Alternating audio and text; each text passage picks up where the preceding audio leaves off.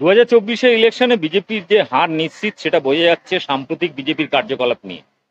BJP একই সাথে রাজ্য এবং কেন্দ্র অর্থাৎ লোকসভা বিধানসভা ইলেকশন একসাথে করার প্ল্যানিং করেছে। তার জন্য একটা নতুন বিল নিয়ে এসছে। বিলটির নাম অন নেশন অন ইলেকশন। এর উদ্দেশ্য, যে সমস্ত দল বিরোধী জোটে রয়েছে তারা যেহেতু আঞ্চলিক ক্ষেত্রে নিজের রাজ্যে সেই দলের পরস্পরের বিরোধী, ফলে তাদেরকে ব্যতিব্যস্ত করে দেওয়া এবং একই সাথে তাদেরকে পরস্পর বিরোধী লড়াইয়ে লড়িয়ে দিয়ে সরাসরি বিজেপি বিরোধী লড়াইটাকে ছত্রভঙ্গ করা, এটা একটা উদ্দেশ্য। এটা হচ্ছে হিটলারি পদ্ধতি। তো এই নিয়ে আপকা রিপোর্টার একটি অসাধারণ যুক্তিতর্ক পর্ব তৈরি করেছেন। আপনাদের জন্য সেই পর্বটি সম্পূর্ণ দেখবেন এবং অবশ্যই শেয়ার করবেন। भाई साहब, अच्छा है कि सारे इलेक्शन एक साथ हो जाए। ये बार बार इलेक्शन में तो बहुत मुश्किल होती है। हाँ बिल्कुल, बहुत मुश्किल होती होगी।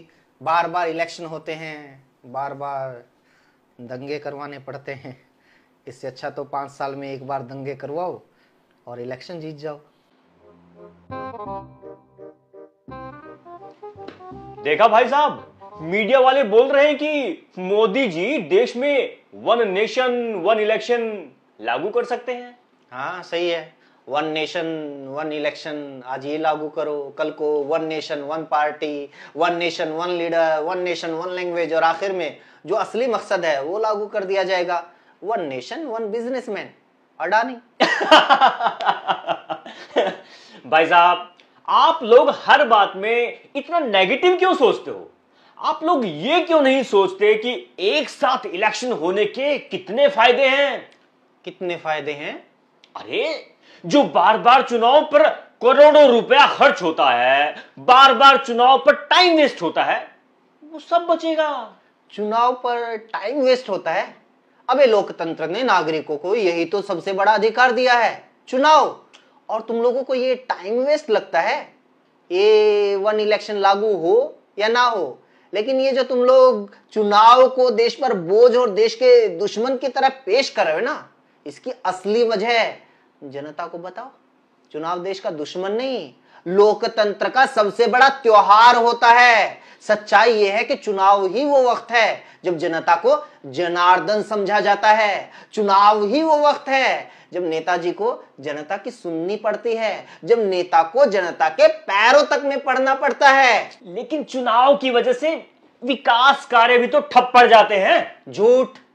अबे चुनाव की वजह से ही तो विकास कार्य रफ्तार पकड़ते हैं।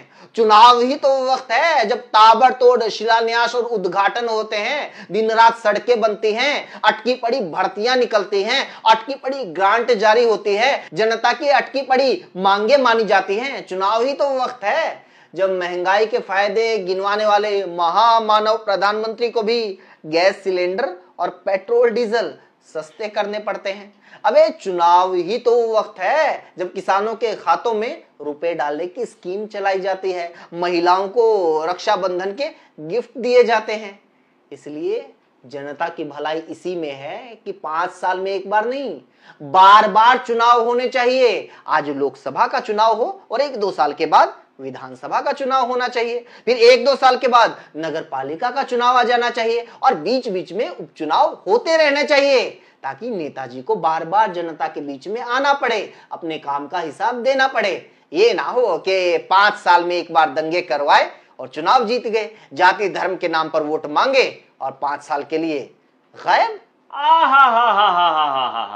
बार बार चुनाव होने चाहिए तो ऐसे बोल रहे हो जैसे सब फ्री में हो जाता है।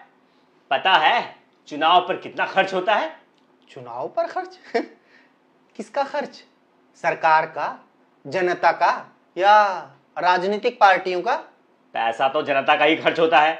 अबे चुनाव में जनता की खर्च होती नहीं, चवन्नी भी। उल्टा जनता को तो थोड़ा बहुत पैसा वापस मिल जाता है। लेकिन चुनाव आयोग का, सरकार का पैसा तो खर्च होता है। पता है 2019 लोकसभा चुनाव को करवाने में 3000 करोड़ रुपए खर्च हुए थे। राज्यों के चुनाव में औसतन 250 करोड़ रुपए खर्च हो जाते हैं।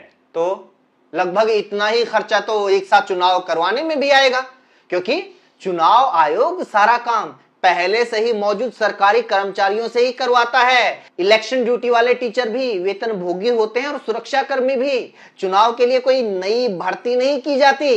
लेकिन चुनाव के लिए उन कर्मचारियों को भी तो खर्चा देना पड़ता है।